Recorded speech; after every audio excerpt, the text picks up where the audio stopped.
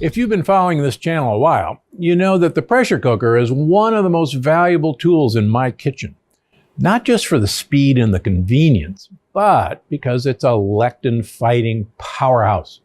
You see, pressure cooking actually knocks the lectins out of some, but not all, of your favorite foods, making things like potatoes, tomatoes, beans safer to eat. How? By cooking them out of your food at a high temperature, significantly higher than boiling. That's because pressure cooking actually raises the boiling point of water. So foods cooked in a pressure cooker cook faster at a higher temperature. Plus, pressure cooking forces liquid through food more efficiently. So lectins are actually forced out.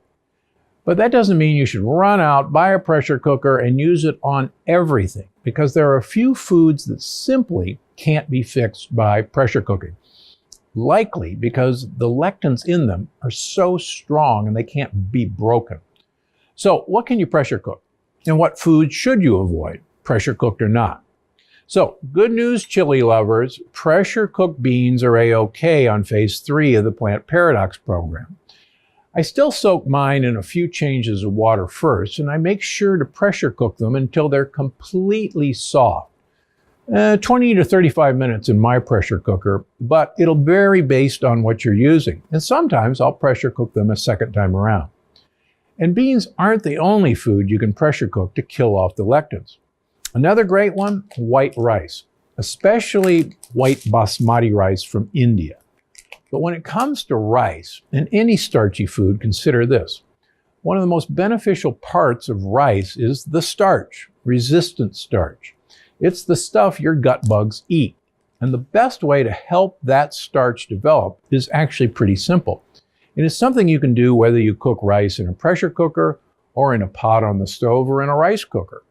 All you need to do is cook your rice a day in advance. Then refrigerate it, put it in the refrigerator, and then heat it back up when you're going to use it. This really boosts the gut bug friendly starch content. And yes, that goes for potatoes too. Another great starchy food you can pressure cook to get rid of lectins. And in case you're wondering, if you're pressure cooking potatoes, you do not have to peel them first. But honestly, I'd peel them anyway. The peel gets kind of funky when pressure cooked, and it's got extra lectins. So better safe than sorry. But it's not just those starchy carbs that can benefit from pressure cooking. Let's talk nightshades. You know, peppers, eggplant, tomatoes, everybody's favorite. That's right, you can eat tomatoes. And with a pressure cooker, you do not have to peel and de-seed them first, which is great news if you find that tedious. Heck, you can even pressure cook yourself a delicious pizza sauce to put on a cauliflower crust with some buffalo mozzarella. It's a great way to make sure you don't feel deprived. I mean, who could feel deprived when eating pizza? And nightshades aren't the only veggie that benefits from pressure cooking. You can pressure cook squash too, both summer and winter squash. That puts zucchini back on the yes list, and Italian squash, pumpkin, acorn, butternut, and dozens of other squash. And again, you don't have to peel and de-seed them before pressure cooking, which I think you'll agree makes meal prep a whole lot easier. So that's the yes list. But what foods can't you pressure cook? Well, let's start with everybody's favorite, and I'm sorry about this, but we're talking about wheat.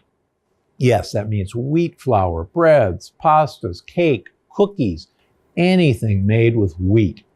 A pressure cooker just doesn't stand up to gluten and other strong wheat lectins. So even if you find an amazing recipe for pressure cooker lasagna, if it's made with wheat noodles, it's a no-no. And wheat isn't the only grain on the not even pressure cooked list. Unfortunately, grains like buckwheat, barley, rye, and even oats, even gluten-free oats, are off the limits. So, no pressure cooked oatmeal, please. Now, there's one other thing everyone asks about pressure cooking.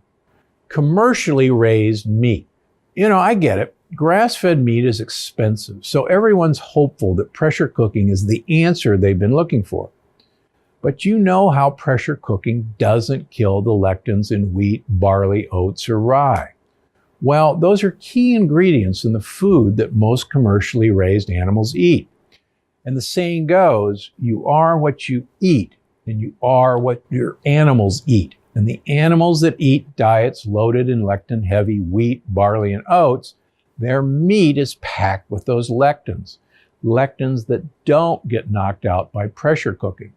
So, throwing a bunch of grain-fed short ribs in the pressure cooker is not killing the lectins, unfortunately. Which is why you should always go from grass-fed meat.